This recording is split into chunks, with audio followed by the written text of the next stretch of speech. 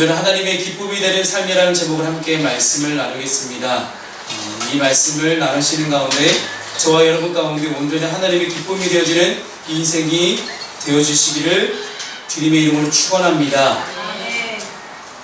오늘 본문의 갈라디아서 1장 말씀을 읽다 보면요, 여러분 느끼셨을지 모르겠지만 여러분 성경을 많이 읽으신 분들은 느끼는 점 중에 하나가 있습니다. 바울의 서신이 신약 성경에 총 13권이 있습니다. 근데 바울의 서신들을 쭉 살펴보다 보면 로마서, 고린도후서, 갈라디아서로 이어지는 이 앞부분에 관한 이 내용들 중에 특별히 갈라디아서를 보게 되면 처음부터 굉장히 돌직구를 날리는 것들을 보게 됩니다. 인사를 하거나 예수 그리스도의 사도된 바울은 너에게 평안의 있기를 축원합니다. 이런 식으로 시작하고 마지막 거의 대부분의 서신서도 너에게 주님의 평강이 있기를 원합니다 하면서 축복하고 인사하며 함께 이제 그런 내용으로 마무리되고 있는데, 유독 갈라디아서만 이상하게 앞부분과 뒷부분에 축복한다, 인사한다, 너희들을 사랑한다 이런 내용들이 많이 없이 그냥 돌직구로 딱 중요한 내용만 급하게 실어놓다는 그런 느낌을 주는 것이 이 갈라디아서입니다. 이 갈라디아서를 볼 때 우리가 소로마서라고 부를 정도로 굉장히 교리적으로 완벽하게 담고 있는 내용이 바로 갈라디아서의 책의 특징입니다. 그렇게 보았을 때 왜 바울이 갈라디아서를 그렇게 쓸 수밖에 없었을까에 대해서 잠깐 짚고 넘어가면서 오늘 본문을 함께 나누기로 하겠습니다. 이 갈라디아 지방은 지금의 여러분 터키 지역을 말합니다. 이 터키 지역인데, 이 터키 지역을 바울이 회심한 다음에 예수 그리스도를 만난 이후에 1차 전도 여행 때 돌아다니면서 건설한 도시들, 그 1차 전도 여행 때 돌아다니면서 이제 개척한 교회들이 모여있는 곳이 바로 갈라디아 지방입니다. 지금의 터키 지역. 그래서 이게 수리아 안디옥이라고 부르는 그 지점부터 시작해갖고 루스드라, 더베, 이고니온, 비시디아, 안디옥까지 이르는 그 과정. 그래서 그 과정 가운데 1차 전도 여행을 마치고 교회를 세우고 난 다음에 다시 돌아와서 2차 전도 여행을 갔더니 나타나는 현상들이 무엇입니까? 그 지역의 갈라디아 지역에 있는 교회들에게 다른 복음을 전하는 자들이 생겨났다는 사실입니다.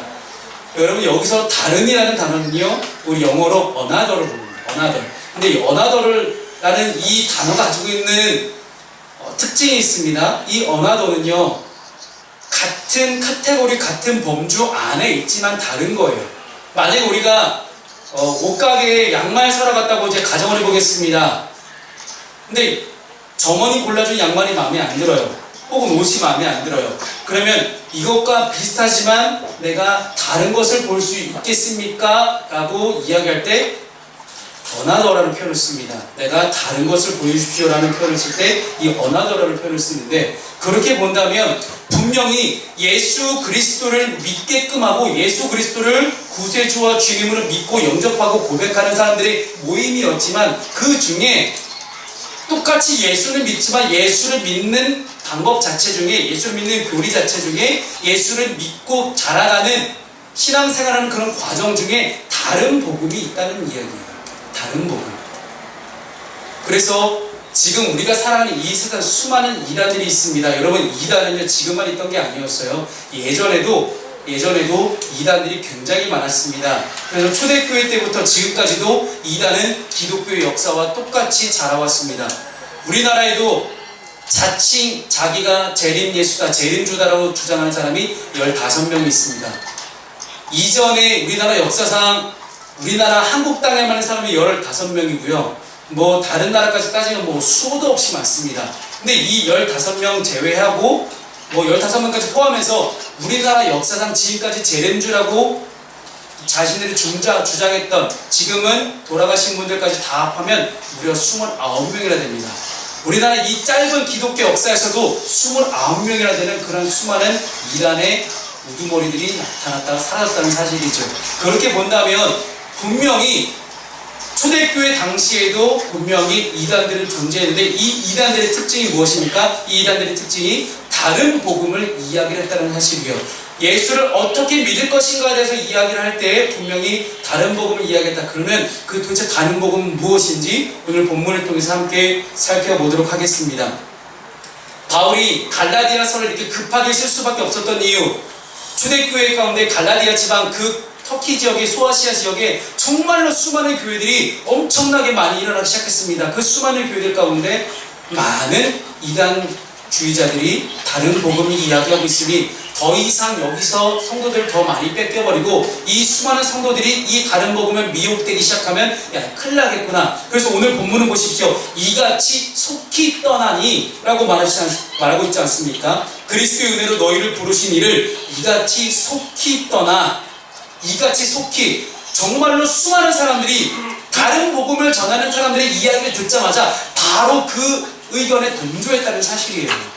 참된 복음을 믿고 있던 사람들 가운데 다른 복음을 전한 자들이 그 쑥 들어오자 거기에 엄청나게 빨리 동원했다는 이야기입니다. 그러니 더 이상 이 성도들을 빼앗기면 안 되겠다는 마음에 바울이 급한 마음에 썼던 편지가 갈라디아서입니다. 그래서 앞뒤 인사말 다 잘라먹고 무조건 돌직구를 날려서 어떻게든 이 성도들을 다시 원래의 참된 진리인 복음으로 돌아오게만 하는 것이 갈라디아서를 쓴 목적이었습니다.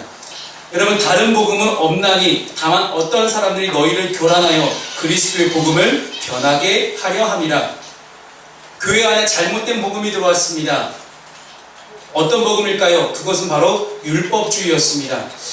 여러분, 갈라디아 지방의 이 터키 지역에 있는 초대교회를 구성하고 있던 대부분의 사람들이 특징이 있습니다. 그들은 바로 유대교를 믿다가, 유대인이었지만 유대교를 믿다가 유대교로부터 기독교로 개종한 사람들이 바로 이 사람들이었어요. 그러다 보니 아직도 그들 안에는 유대교를 믿던 그 당시에 내가 어떻게 해야만 하나님께 구원받을 수 있다는 생각이 분명했습니다. 뭐 율법주의겠죠. 근데 가장 큰 특징 중에 하나가 할례를 받아야 된다는 생각이었어요. 그 당시 유대교의 율법의 가장 두드러진 특징이 이렇습니다. 하나님께 구원을 받으려면 할례를 받아야 된다. 할례를 받는다는 뜻은요, 인간적으로 우리가 할례를 받음으로써 육체적으로 할례를 받지만 이 육체의 할례가 내가 하나님께 구원받았다는 증거, 표징이 된다는 이야기예요. 너 구원받은 거 어떻게 알 수 있니? 그러면 유대인들은 나는 할례 받았다 라고 이렇게 이야기합니다. 그런데 우리 가운데는 어떻습니까? 구원 받았니? 증거 있어? 내놔봐.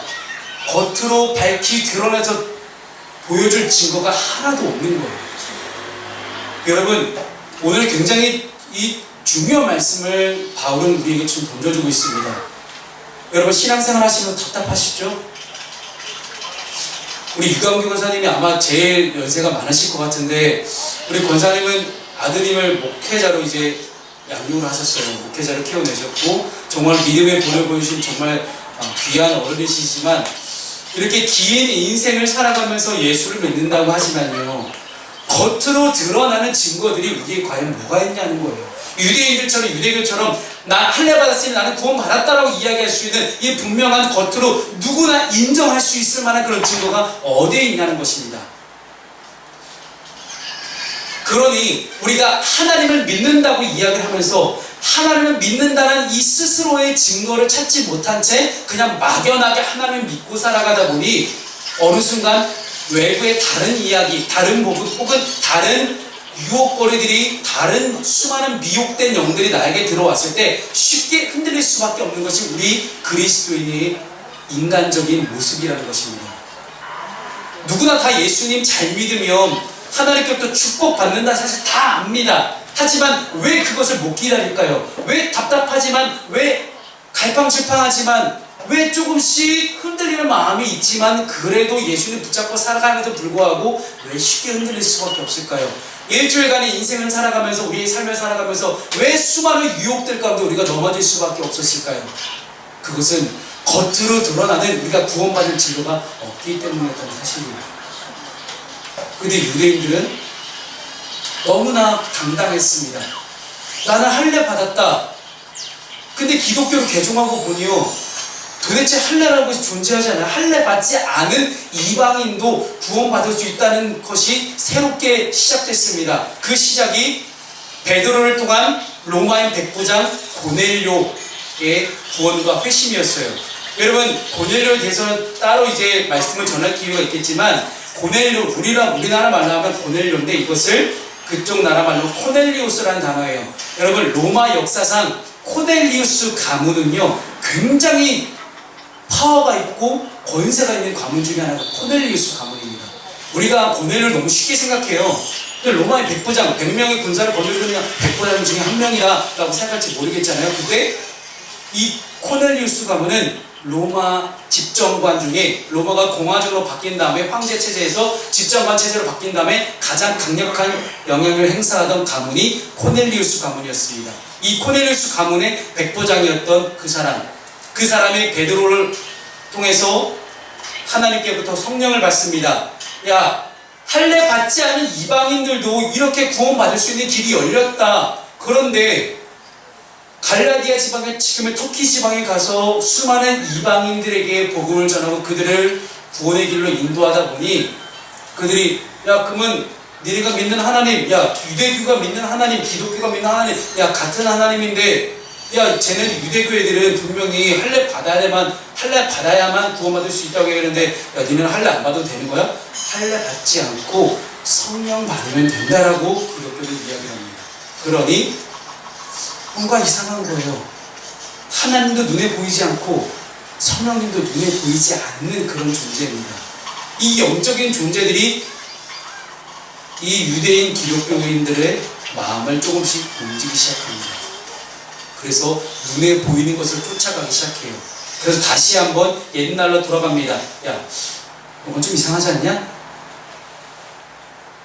할례 받아면 구원받을 수 있다. 우리 그까지 몇천 년 동안 믿어왔는데, 야, 갑자기 하나님의 아들이라는 예수님이 할례를 없앤다는 게 말이 될까?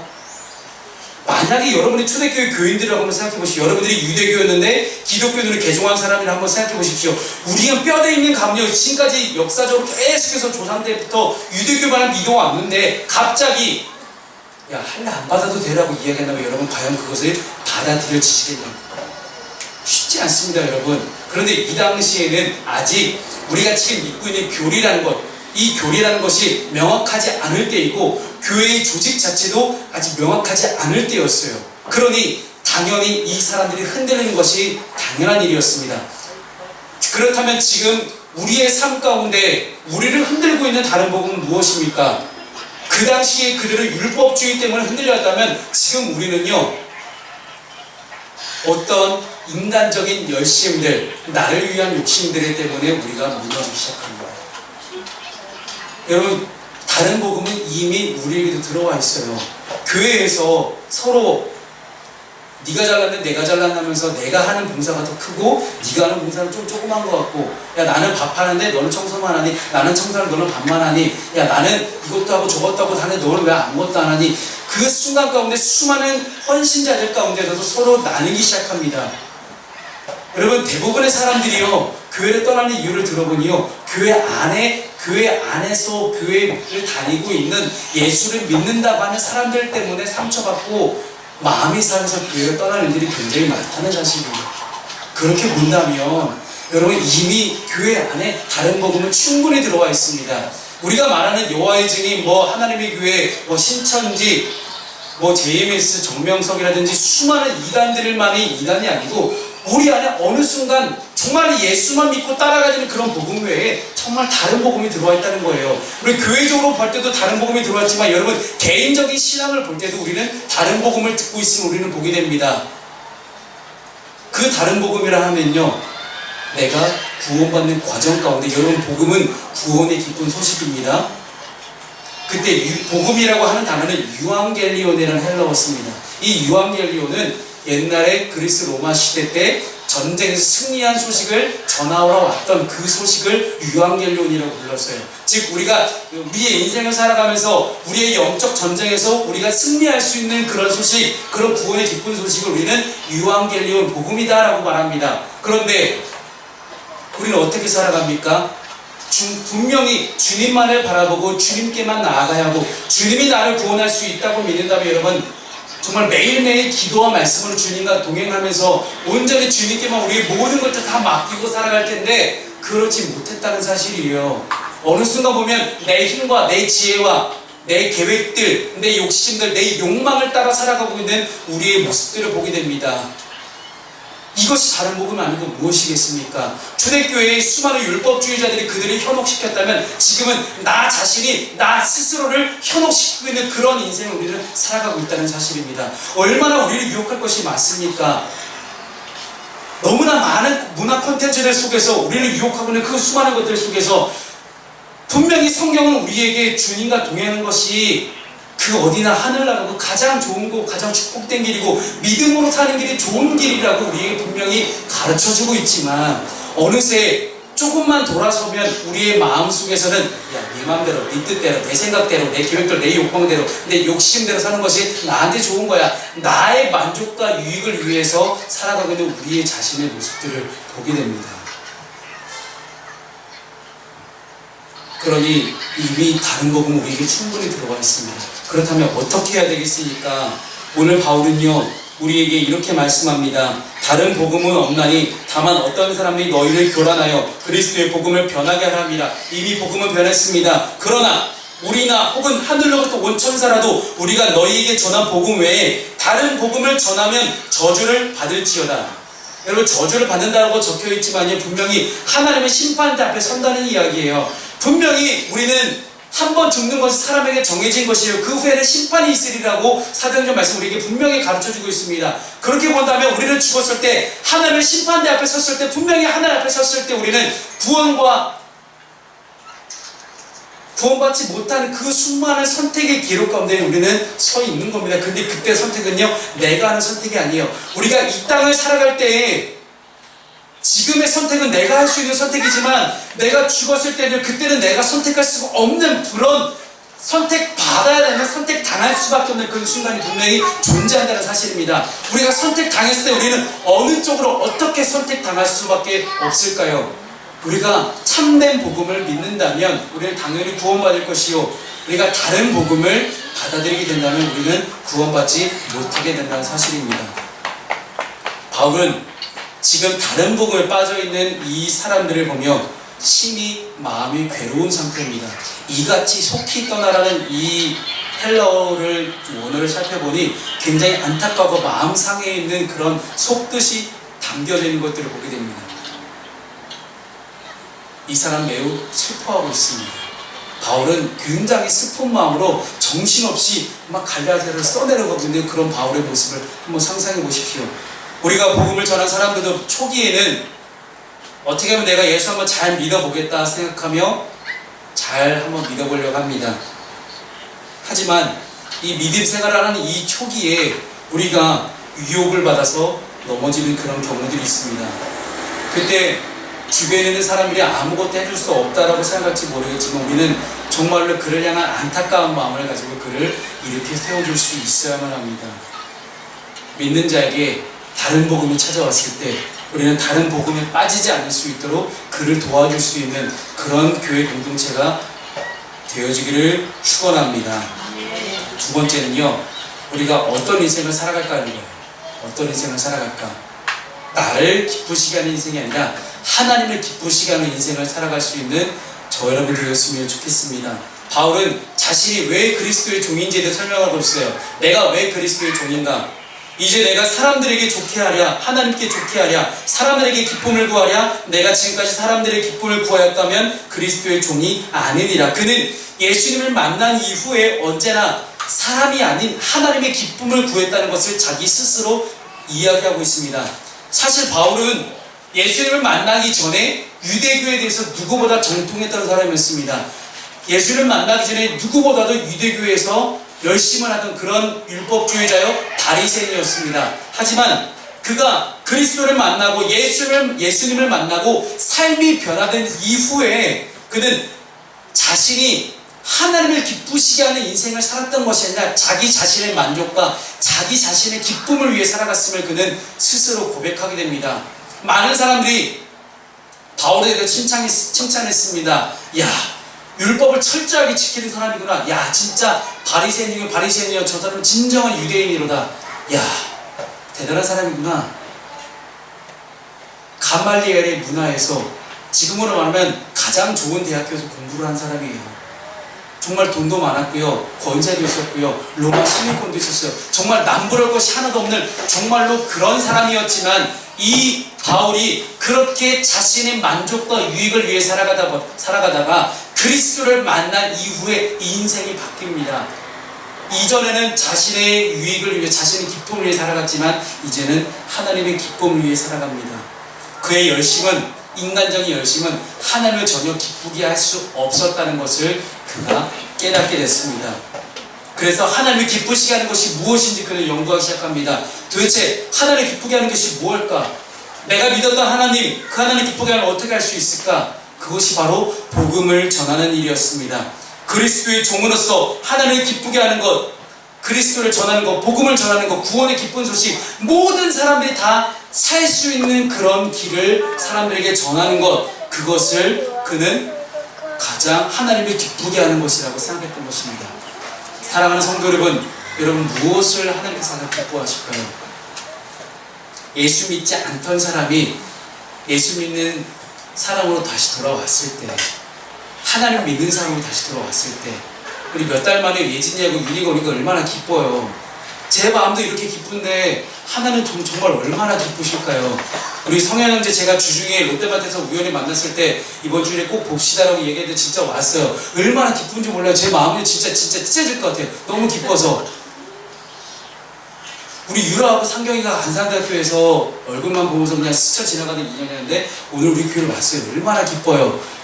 피치 못할 사정으로 목사님 못 갈 것 같아요 했던 우리 김명재 집사님 오셨어요. 얼마나 기뻐요. 아멘. 우리 유광규 권사님이 매일매일 정말 아픈 몸을 이끌고 사시지만 그럼에도 불구하고 하나님 주신 힘으로 이 곳을 올라오신 것 자체가 얼마나 기뻐요. 근데 오늘 혼자 안 오시고 같이 손잡고 같이 오셨어요. 얼마나 기쁜 일이에요. 그럼 정말 너무 기쁜 일이 많습니다.